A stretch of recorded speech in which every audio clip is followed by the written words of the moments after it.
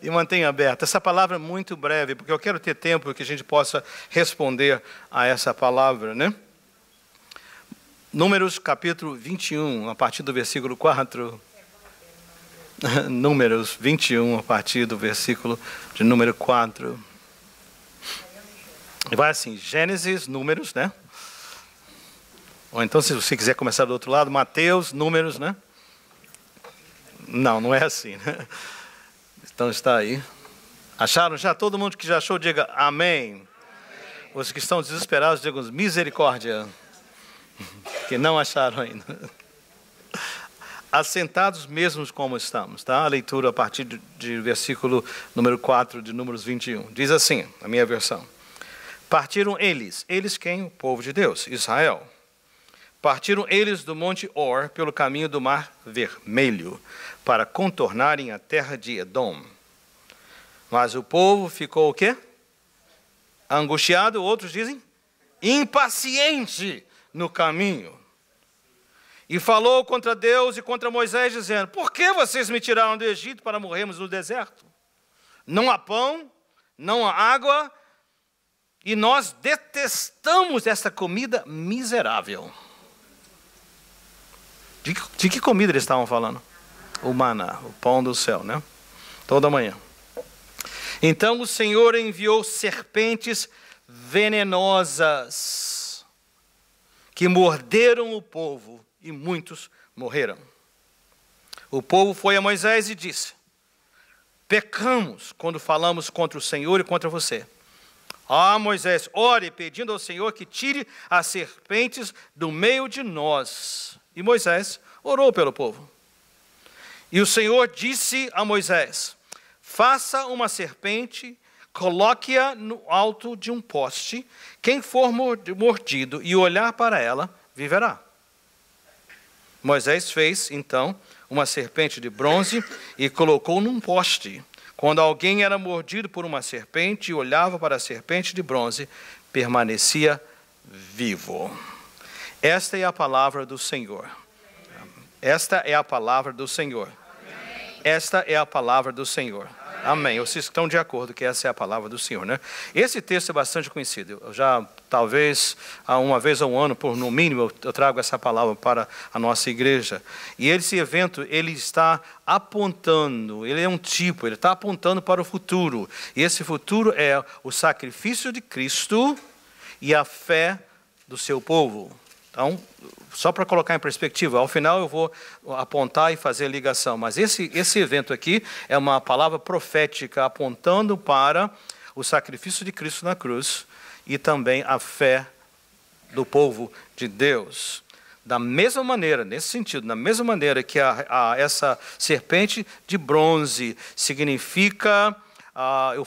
foi levantada, ela significa que Cristo também foi levantado ali na cruz, né? Como a palavra de Deus diz lá em Romanos, que na semelhança da nossa natureza pecaminosa, ele foi levantado e também isso fala para nós. E os israelitas, o único recurso, a única maneira de encontrarem cura era que eles tinham que olhar para a serpente. E esse é o contexto apontando para aquilo, né? Uma palavra assim, entre parênteses, desafortunadamente, essa palavra está certa, não existe, né? Desafortunadamente, essa serpente se tornou um ídolo para os israelitas. É tão triste, né? Algo que foi tão poderoso e apontava para Cristo, anos mais tarde, se tornou um ídolo para o povo de Israel e causou muitos problemas à nação. Então, fecha parênteses. Aqui eu quero pegar 3 ou 4 imagens nessa história.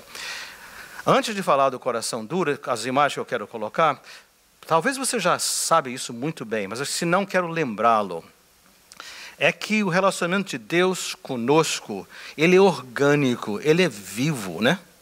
Não é algo assim, não é uma religião, não são eventos, cultos, rituais, apesar que essas coisas são importantes. Nosso relacionamento com Deus, ele é vivo.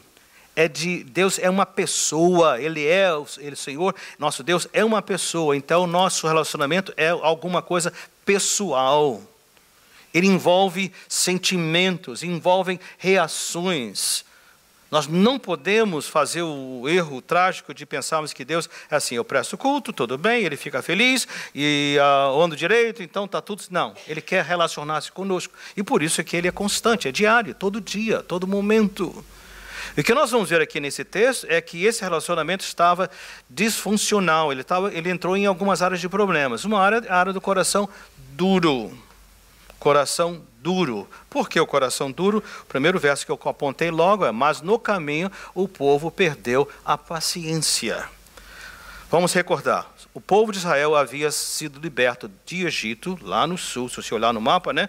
E eles estão a caminho da Palestina, um pouco mais ao norte e para o leste também. Naquele caminho, o tempo foi passando, né? E eles fizeram muitos erros, cometeram muitos erros. E o que aconteceu? Agora eles estavam condenados a ficar rodando no deserto por 40 anos. Por eles mesmos. Não dá tempo de voltar às razões. Desobediência cobre tudo, né? Mas esse povo que foi, agora saiu do Egito para chegar até na terra prometida, por causa das circunstâncias, ficavam impacientes. Andar e ficar impaciente ou angustiados é o seguinte: é quando você não enxerga todo o quadro, né? Em inglês a gente fala assim, você não vê o big picture. Você está num momento de angústia. A gente só está, quando está no momento sendo afligido, o que acontece? A gente só vê o momento. Vamos supor uma enfermidade. É terrível, qualquer tipo de enfermidade é ruim, né? Mas quando nós nos afligimos, só vimos só a enfermidade, o que acontece? Nós perdemos a visão de que nós nunca estamos sós.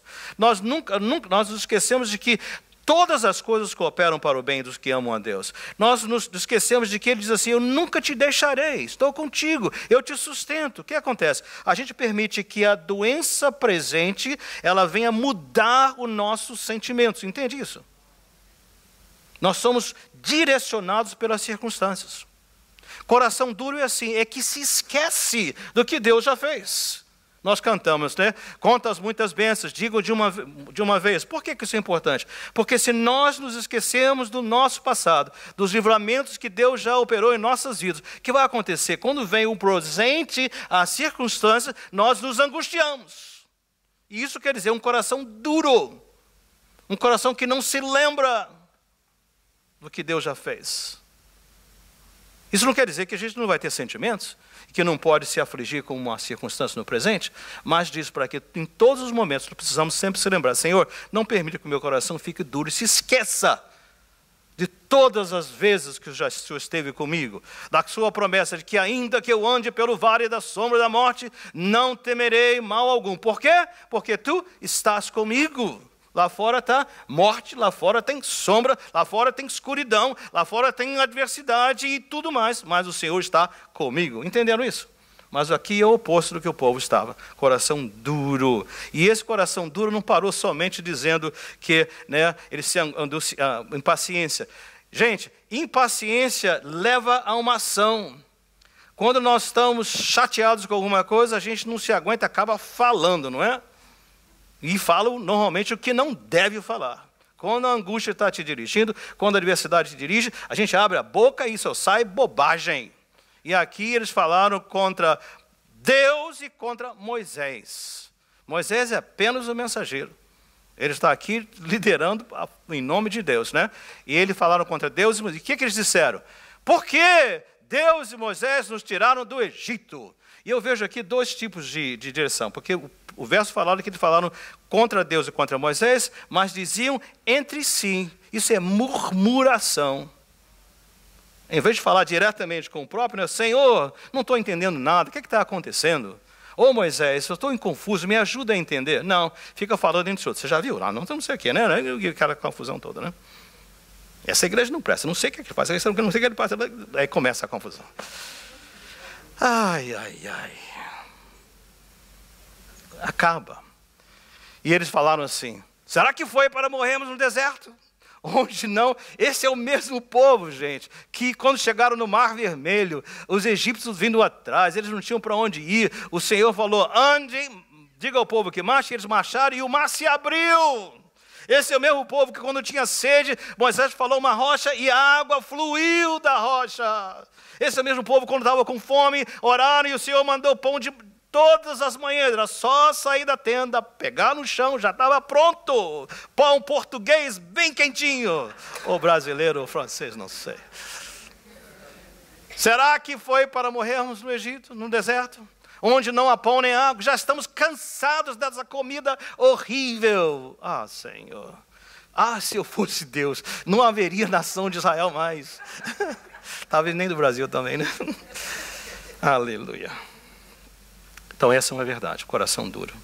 O Senhor está dizendo para nós, cuidado, gente, esses textos estão aqui para dizer, não vamos cometer esse erro, porque se cometermos esse erro, a segunda imagem que nós vemos é o seguinte, consequências são duras. Consequências são duras. Deus não é um Deus lá carrancudo que fica assim. Deixa eu ler. Assim que errar, tum! Não, não é assim não. Mas nossos erros têm consequências. Nossas escolhas têm consequências, né? Recentemente alguém nos deu uma planta de hanging plant, né? E pelo visto a planta não podia tomar muito sol e precisava de muita água. O ponto da história é o seguinte, nós colocamos a planta no sol, ficou lá fora sem água. Sabe o que aconteceu com a planta? A planta fez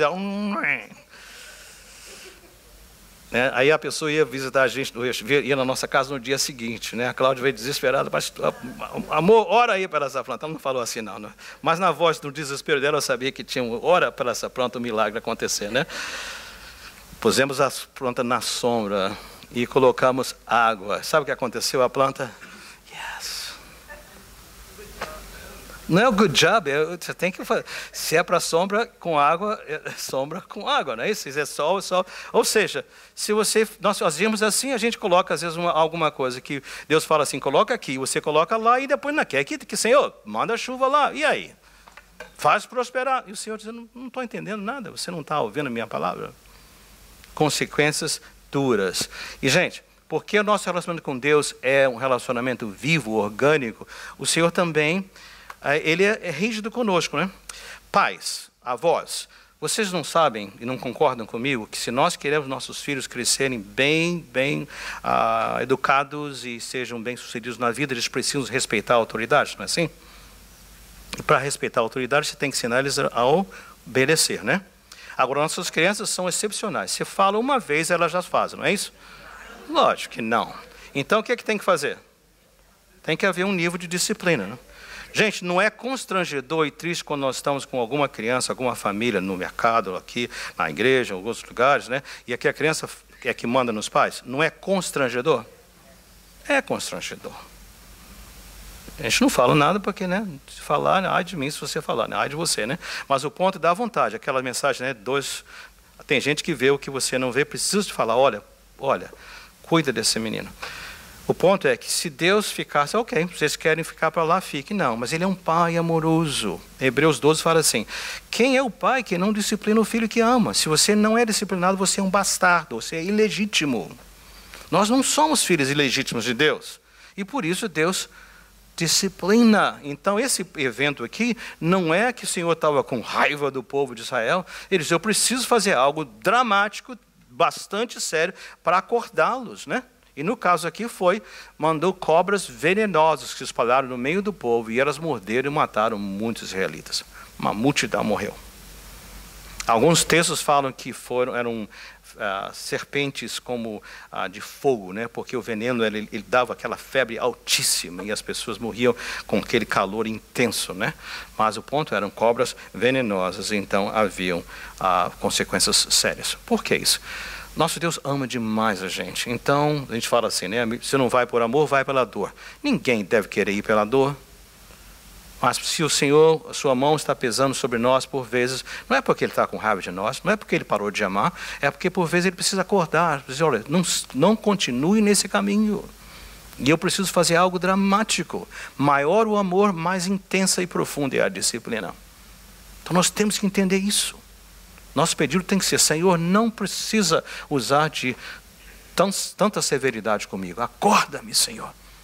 Pedir a Ele, Senhor, mostra-me, como o salmista fala, sonda-me, ó Deus, e vê, conhece, esquadrinha o meu coração, vê se há algum caminho mau, alguma coisa que eu nem estou prestando atenção. E, Senhor, guia-me pelas veredas da justiça, os caminhos eternos. Traz-me de volta. Está certo orar assim, né? Consequências duras. Coração duro tem consequências duras. Agora, o caminho de volta, ele sempre está aberto, mas ele tem alguns marcos que são muito claros e específicos, e o texto nos ajuda nisso aí. Ao voltar, temos que lembrar de algumas coisas importantíssimas. Precisa acontecer, não importa a circunstância, não importa o indivíduo. O que precisa acontecer? Primeira coisa, arrependimento. Arrepender-se, gente, a palavra original é metanoia, metamorfose, é uma palavra em português que diz mudança de forma, não é isso? Então, a metanoia é mudança de mente. Lembra que a gente fala paranoia? Tem a ver com mente, né? Então, metanoia, arrependimento. Ou seja, precisa mudar de mente. A sua mente tem que mudar. No caso deles, diz o seguinte: nós estamos atribuindo a Deus na falta de interesse em nossas vidas, que Ele não se importava e queria nos matar. Nós entendemos agora que nós não podemos ficar presos apenas no presente. Então, eles mudaram de atitude. Então, mudar de mente sempre exige que haja uma ação.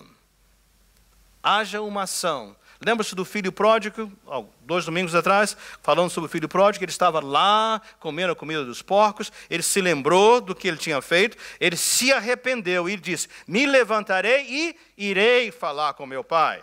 Então, o povo, nós precisamos. O caminho de volta é levantar-se, mudar a mente, tomar uma atitude. E a atitude foi: vamos falar com Moisés. Vamos falar com ele. Falar com ele o quê? O segundo passo, assumir a culpa. Assumir a culpa é dizer o seguinte: nós pecamos.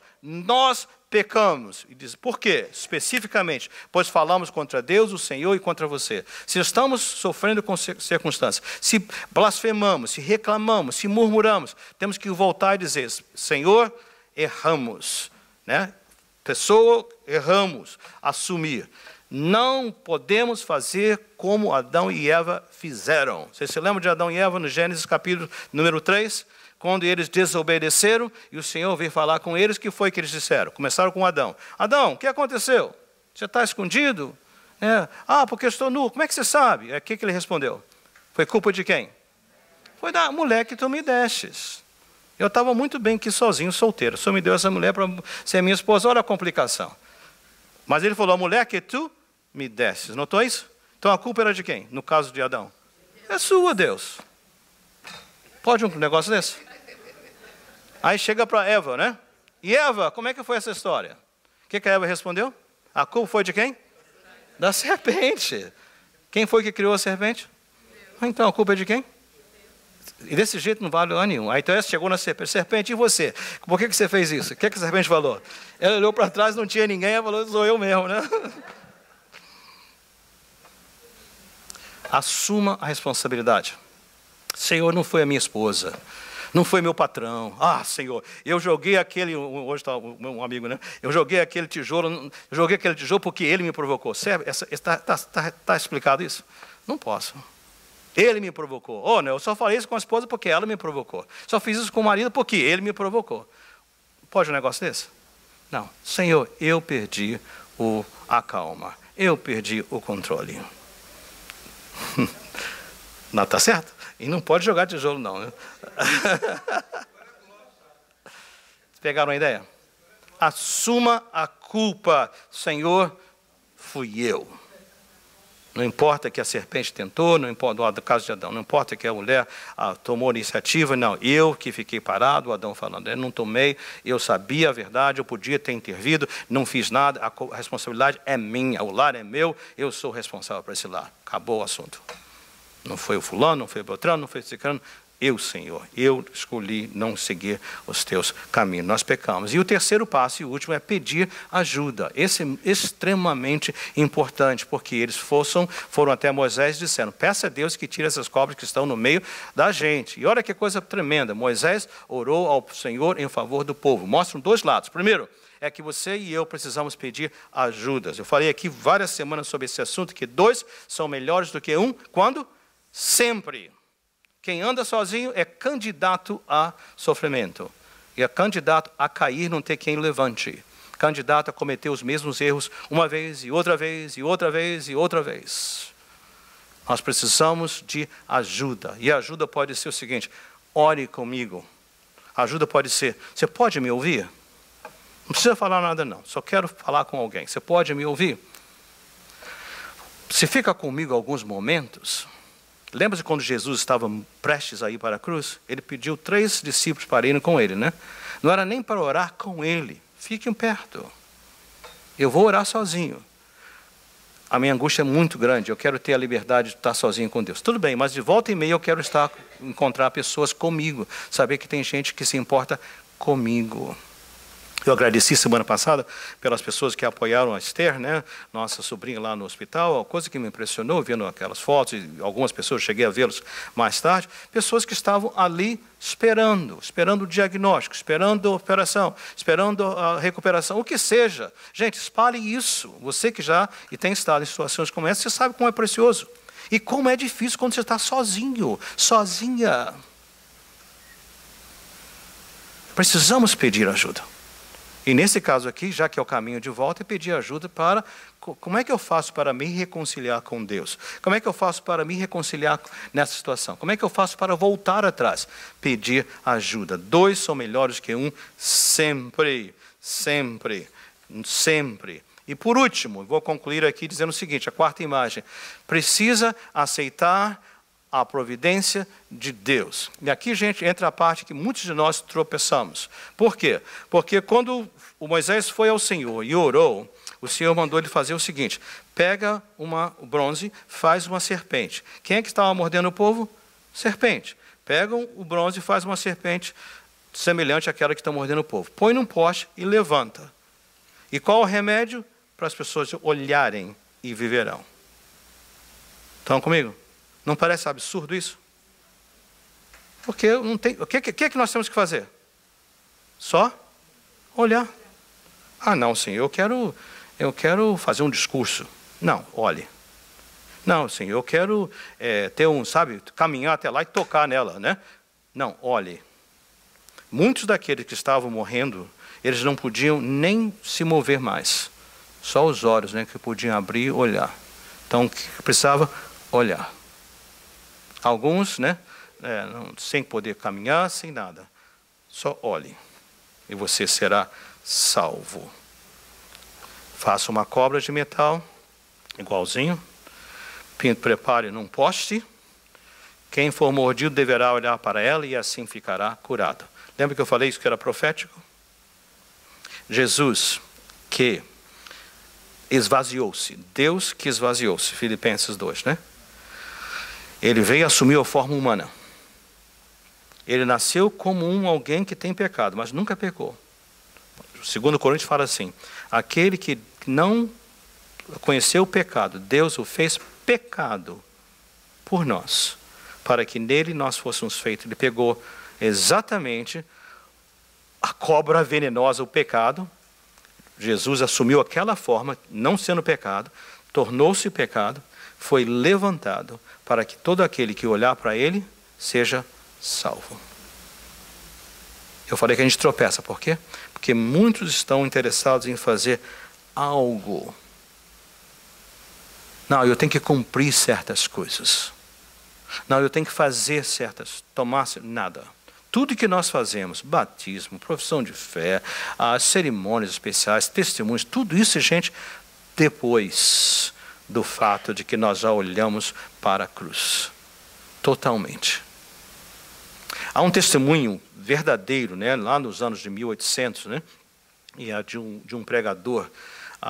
E esse pregador, com a idade de 16 anos, ainda não convertido, a sua alma estava muito angustiada. Um adolescente angustiado. O que eu vou fazer da minha vida? Não tenho saída. Muito preocupado com sua vida, porque ele viveu num ambiente em que a pregação era muito dura, então cheio de perguntas, né? Se sentindo assim inútil, né? E ele queria um culto. Ele saiu de casa, mas era uma neve muito grande lá na cidade de Londres, muito grande. Aí ele foi e achou uma pequena igreja, uma igreja metodista. Ele entrou naquela igreja, mas só que a tempestade era tão grande que o pastor também não pôde ir naquele dia. E nenhuma outra pessoa pessoa que sabia muito da Bíblia pôde ir. Então ficou para o zelador fazer o culto. Tinha umas poucas pessoas, e ele entrou. Ele não conhecia ninguém, ele foi lá para cima, lá na galeria, né? Lembra a galeria, né, que a gente tem em algumas igrejas mais antigas? Ficou na galeria, lá quietinho, só ali. E estava ali o zelador. E o zelador falou, olha, gente, não tem outro jeito, vamos fazer aqui, né? Eu vou abrir a Bíblia, cantaram um hino, vamos agora ler a Bíblia. E ele abriu a Bíblia em Isaías capítulo 45, versículo número 22. E o versículo lá de Isaías, ele é muito simples, né? Ele fala só assim, olhai para mim e sereis salvos. E o zelador repetiu essa frase muitas vezes. Olhai para mim e sereis salvos. E repetiu essa palavra outra vez. Olhai para mim e sereis salvos. E ele terminou o verso. Vós todos os termos da terra, porque eu sou Deus e não há outro. Então, depois ele repetiu várias vezes, né? Ali, fazendo do seu melhor, ele olhou para a galeria, ele viu aquele jovem. Seu jovem, olha para o Senhor e você será salvo. E disse para ele, ouça, não olhe para o seu interior, mas olhe para Deus e você será salvo. Não olhe para o que você pode fazer e você será salvo. A vida daquele jovem foi transformada. O nome dele é Charles Haddon Spurgeon. Talvez já tenha ouvido falar dele, né? Foi um ministério assim maravilhoso. Milhares de pessoas foram tocadas pelo seu ministério. Até hoje, dizem que ele é o pregador que mais os seus escritos ainda hoje são publicados, lidos e multiplicados. Porque um zelador disse para ele, não olhe para dentro, olha para ele e sereis salvo. Como é que nós podemos colocar tudo isso em perspectiva? Eu creio que o Senhor está dizendo para você o seguinte, ouça, querido meu, queridos meus, eu não quero ter um relacionamento religioso com vocês. Eu os conheço, eu os criei, eu os conheço. Eu conheço o seu ontem, conheço o seu hoje e conheço o seu amanhã também. Eu sei cada momento do seu caminhar. Eu conheço cada pensamento que te passa na mente. Conheço o seu coração, conheço os seus temores, conheço as suas alegrias. Eu sei o que te traz deleite, eu sei o que te realiza. Mas, filho meu, eu não vou permitir que você passe aí, sabe, destruindo a sua vida, gastando, desperdiçando o seu tempo.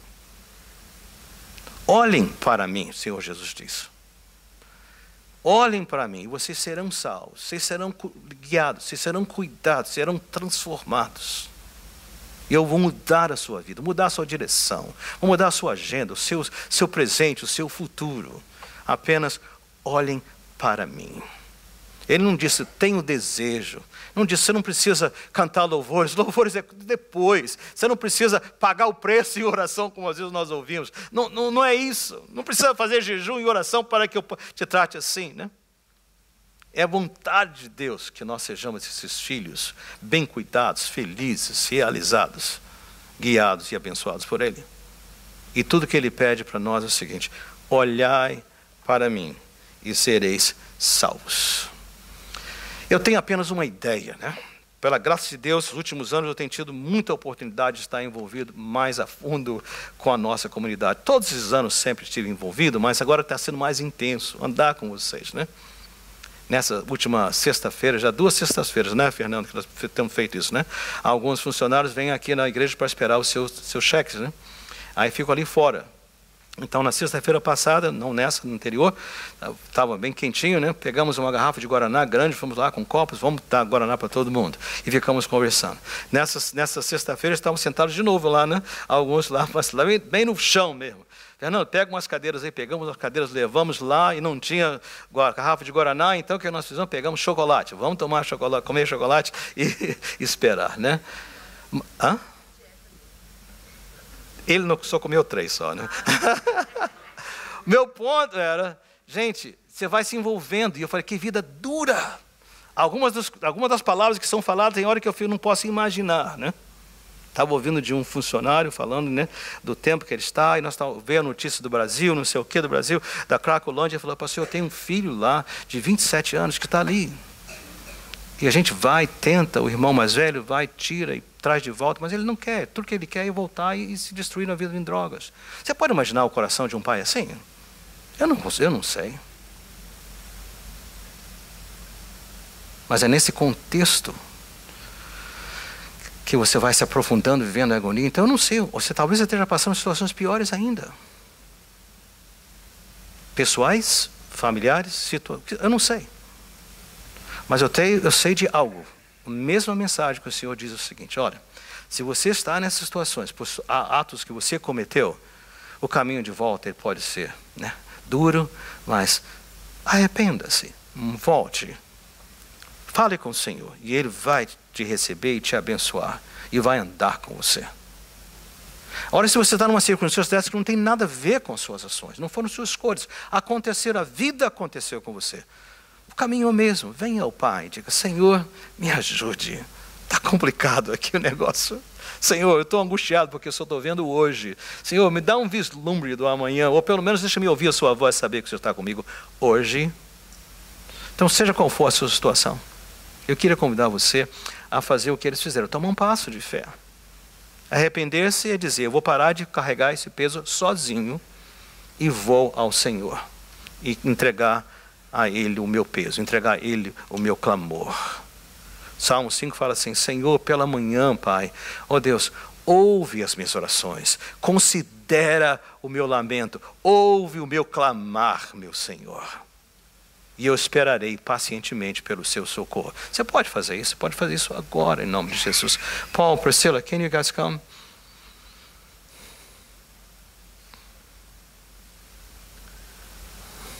Enquanto eles estão vindo, eu queria orar por você. Eu queria abrir esse altar. Nós vamos passar uns minutos apenas. Não creio, talvez não. Mas eu queria aproveitar esse momento para dizer: você não precisa voltar para casa angustiado, nem impaciente, nem temeroso. Você não precisa voltar a sair daqui sem a direção de Deus. Você pode sair daqui confortado, aliviado, fortalecido, restaurado em o nome de Jesus. Se esse é o seu desejo, eu vou orar e lhe convidar para que você venha até esse altar. É o passo de ir até Moisés e a Deus. Não sou Moisés, nem sou Deus, mas é um ato simbólico de dizer: Senhor, preciso de Ti.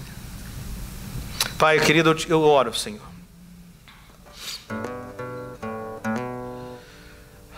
Pai, nós, Senhor, às vezes perdemos a perspectiva e fazemos erros, cometemos erros, Senhor. Mas hoje queremos, aqui nesse momento, mudar a mente, arrependermos, Senhor, nos arrependermos e irmos tomar um passo, irmos até a Ti e descansarmos no Senhor, dizer: Senhor, sonda meu coração, esquadrinha-me, Senhor, vê se há um caminho que não está direito, Senhor, e guia-me pelas veredas eternas. Ou se você já sabe qual é, entrega a Ele o temor, entrega a Ele a ansiedade, entrega a Ele a impaciência, receba dele o conforto, em nome de Jesus. É a minha oração. Fique de pé comigo, e se esse é o caso, você pode vir aqui ao altar, toma um passo à frente e venha até o altar em nome de Jesus. Senhor, lá no Evangelho de João, só ouçam essa palavra, diz assim: naquele dia. Que dia que ele estava falando? Depois da sua morte e ressurreição, depois que o Espírito Santo de Deus havia sido derramado, colocado nos nossos corações, dizia assim: naquele dia vocês pedirão em meu nome. E eu não estou dizendo para vocês, Jesus falou, que vocês pedirão ao Pai por minha causa. Não. O Pai os ama porque vocês me amaram e creram que eu vim dele. E lá em Efésios também nós vimos assim: porque Deus nos escolheu, vos escolheu, antes da criação do mundo. Para quê? Para que vocês sejam santos, perfeitos, irrepreensíveis, sem mácula em sua presença. Ouçam, em amor Ele nos predestinou. Ele nos predestinou para sermos adotados como filhos. Filhos queridos, no meio de Jesus Cristo, conforme o bom propósito da sua vontade. Filhos amados de Deus, o Senhor ouviu a sua oração, o Senhor ouviu o seu clamor, Ele olhou, você olhou para Ele, Ele olhou para você, Ele sabe, descanse nele. Não importa da fé, do conforto, da direção, do cuidado, em nome de Jesus. Receba uma bênção. E há aquele que é poderoso para fazer infinitamente mais, muito mais do que pedimos ou pensamos. A Ele seja a glória na igreja e em Cristo Jesus por todas as gerações. Amém. Vocês vão em paz. Em nome de Jesus.